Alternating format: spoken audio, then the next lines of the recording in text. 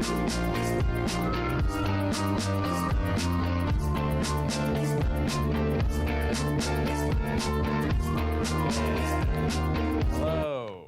this is 5 on 20 News. My name is Richard Aguirre. My name is Zaira. We're coming to you live from our studios in downtown Tucson. It's Tuesday, September 26th. First, let's talk local headlines. Let's do it. The University of Arizona student who was the victim of rape says that recent rule changes by the Department of Education will make it more difficult to report on sexual assault. On Friday, Education Secretary Betsy DeVos ended Obama-era guidelines on campus sexual assault after concluding that they were unfair to students accused of rape. The Obama-era rules lowered the burden of proof on the part of the victims, but DeVos said that the burden of proof should lie with the victim, not the accused, and used this as her main reasoning for the rule change. A U of A junior that was interviewed by KOLD said that it's already difficult enough for rape victims to prove the incident with the old rules. She says that it took her 3 months to tell her friends and her family because she was ashamed and panicked at the fact that the sexual assault took place.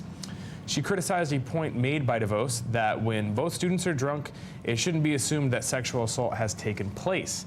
The student said that in her situation, the guy knew she was drunk and knew she couldn't consent to anything, but still went forward with the sexual encounter. Even with the new rules, the University of Arizona says that they are able to continue to make their own rules for the time being. The Education Department is still going through the comment period of the new rules, so no directives have been yet issued. But once this period is over, the university may have to comply with future directives regarding their sexual assault policy. As a result of the decision, Budweiser released a new ad campaign stating that drinking alcohol can make that sexual assault charge magically disappear. On Thursday, University of Arizona history professor David Gibbs is holding a lecture entitled Uncoke My Campus, which explores the role of dark money in subverting Arizona's public education system. David and Charles Koch, better known as the Koch brothers, are infamous libertarian fundraisers.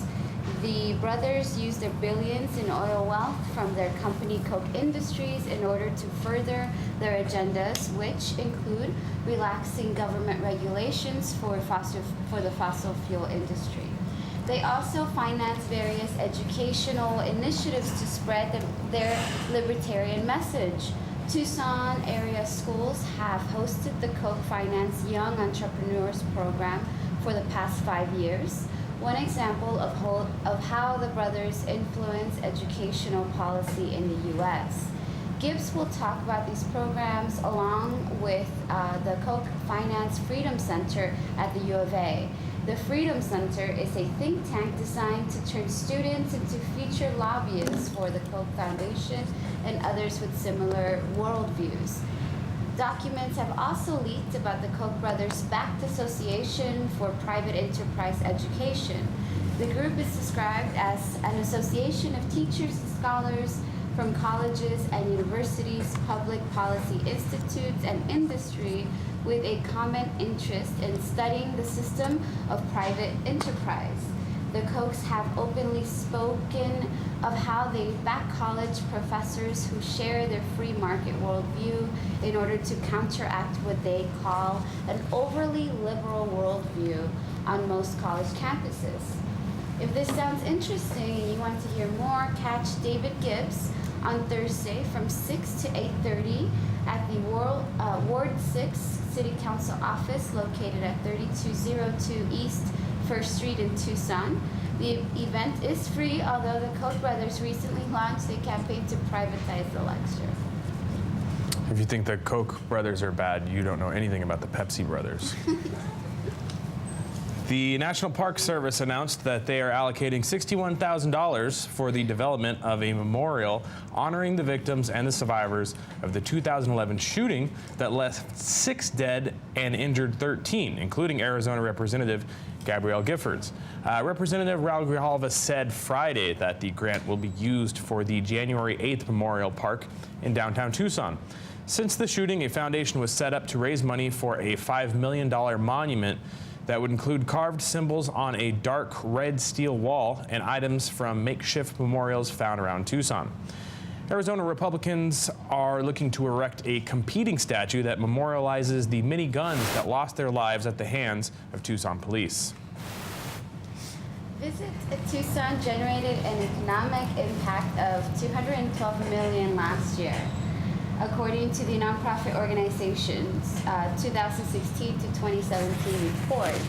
This was a 16.5% increase, according to Visit Tucson President and CEO Brent Darad. The increased revenue was a result of Visit Tucson's effort to bring sports visitors, Mexican tourists, and high-profile meetings to the city. Hotels in Tucson increased their occupancy by 5.2% last year, with 4 million overnight visitors last year. Revenue among hotels also increased 10%, showing that more people are visiting Tucson. Visit Tucson spokesman Dan Gibson said that the data shows that people are staying 4 to 5 nights in town on average, and every night they're spending money. The Arizona Office of Tourism reported $2 billion was spent in Pima County in 2016, which amounts to about $6 million per day, or about 6 U of A presidents. 6 U of A presidents. I'm making money. I should have been a U of A president. Arizona was one of 21 states that were alerted by the federal government on hacking in the 2016 election. On Friday, the Department of Homeland Security alerted the affected states, but said that in most cases, election systems were not breached successfully. Besides Arizona, affected states include Alabama, Colorado, Connecticut, Illinois, Iowa, Maryland, Minnesota, Ohio, Oklahoma, Pennsylvania, Virginia, Washington, and Wisconsin. The state of Delaware also said that hackers made attempts to gain access to election systems but were unsuccessful. The government did not reveal who was behind the hacking attempts or provide details about what had been sought. But election officials in 3 states said on Friday that attempts could be linked with Russia. The Wisconsin Election Commission, for example, said that their state systems were targeted by Russian government cyber actors. Only Illinois reported that the hacking successfully breached their system. In Colorado, the state said that a breach hadn't occurred, but that they think the hacking was a reconnaissance by a bad guy to try to figure out how to break into the system. While the hacking wasn't successful, it served as a reminder for states to be vigilant in future elections. Or, don't use electronic ballots anymore since paper still exists. Makes a whole lot of sense. And I wanted to take a moment to talk about the program you're watching right now. Here at 5 on 20, we are undertaking a new kind of citizen journalism, or volunteer journalism, as I like to call it. We're going to give you the news as we see it, and we want more people to speak up with us. We need writers, hosts, anchors, camera people, sound people, the whole gamut. I hate that word. The times require a new way of informing ourselves, so join us. Do it now. Email us at info@creativetucson.org to get involved. If you think there's a story we're missing, a person we should interview, an upcoming event we should cover, or have any news tips for us, shoot us an email at info@creativetucson.org. We are here for you, and we want you to cover all stories.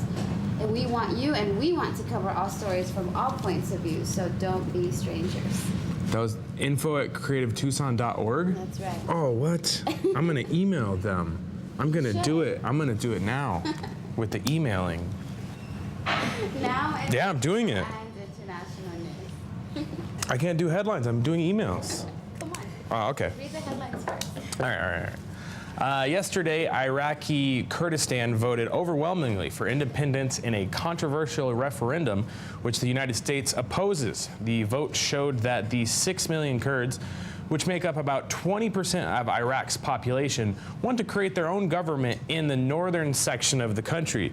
So far, only Israel has fully supported the move for independence, while the United States and virtually all the major powers oppose the move.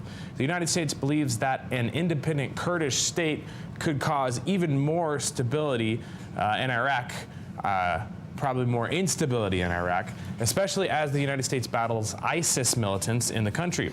The Kurds have long had an adversarial relationship with the Iraq's leadership. In the 90s, the ethnic group was targeted by then-leader Saddam Hussein when he unleashed a chemical gas attack against the Kurdish region. This was later used as one of the reasons for the United States going to war in Iraq. But since Hussein was tried and killed over war crimes, the Iraqi leadership has still been accused of discriminating against the Kurds. The Kurds have been a solid ally in the fight against ISIS, and the group blames the Arab Iraqi leadership for letting the militant group thrive. Currently, Kurds have their own quasi-government as they elect their own parliament, maintain their own security forces, and draft their own laws. But they maintain that they still don't feel safe being part of Iraq, which is why most Kurds say that they would prefer to be independent. They also want to control their economy because they claim that Baghdad reigned on an agreement to share oil revenues after Hussein was taken out of power. The United States said in a statement that if the Kurds want their own state, then they will need to make a deal over oil revenues, which will then be promptly broken. All right. Florida Governor Rick Scott is coming under fire after his office revealed that they deleted 4 voicemails sent from a nursing home where 11 people died in the aftermath of Hurricane Irma. According to Scott's office, the 4 voicemails came within 36 hours of when the first resident died and were handed off to the appropriate agency when they were deleted. They claim that this is standard protocol and that all the calls were returned. They also said that they released information collected from the voicemails to the public last week, along with 150 pages of other documents. 11 people died at the rehabilitation center at Hollywood Hills, which lost power and air conditioning because of the hurricane. The deaths were heat-related, according to authorities. Florida's Department of Health has put blame on the nursing home, claiming that they were told to evacuate their patients to the hospital across the street. That's right, they were right across the street from the hospital. But a vice president at the nursing home said that the nursing home requested immediate assistance for the residents, which was not answered by the government. Last week, Scott's office denied that the nursing home ever indicated that its residents were in immediate danger. Scott says if they were in danger, they should have called. He then looked over at his phone and noticed that it was off the hook. Oops. The Trump administration announced a new travel ban that contains more specific terms than the other bans, but retains the same 7 countries from the earlier versions and added more to the list. The new version adds Venezuela to the list of nationals who are no longer able to visit the country, barring certain circumstances. The new restrictions vary by country and include an opportunity for countries to get off the list if they change their screening procedures. The president tweeted on Sunday that making America safe is my #1 priority. We will not admit those into our country that we cannot safely vet. The White House said that the new restrictions are a critical step towards establishing an immigration system that protects Americans' safety and security in an era of dangerous terrorism and transnational crime. The original restrictions sought the banning of nationals from Iran, Iraq, Syria, Somalia, Libya, Yemen, and Sudan, although Iraq was later taken off the list. Americans flooded major airports after the announcement of the ban, and it was quickly dubbed unconstitutional by the various district courts of the United States. The administration first appealed, then rolled out the second ban, which had fewer restrictions, but this was also ruled unconstitutional. The case is going to the Supreme Court on October 10th, where it will be decided if the practice is in alliance with the Constitution. But legal scholars say that the case is moot since the administration announced the new restrictions. That's because the original ban contained only Muslim countries, which made it look an awful like a Muslim ban, which would violate the rights to freedom of religion in the United States. However, the North Korea and Venezuela were added to the list to cut through the argument. The Trump administration looks forward to issuing a fourth ban when the version is inevitably challenged by the courts. The next will feature a ban on visitors from Sweden and Canada, along with bans on Colin Kaepernick, Rosie O'Donnell, and Senator John McCain.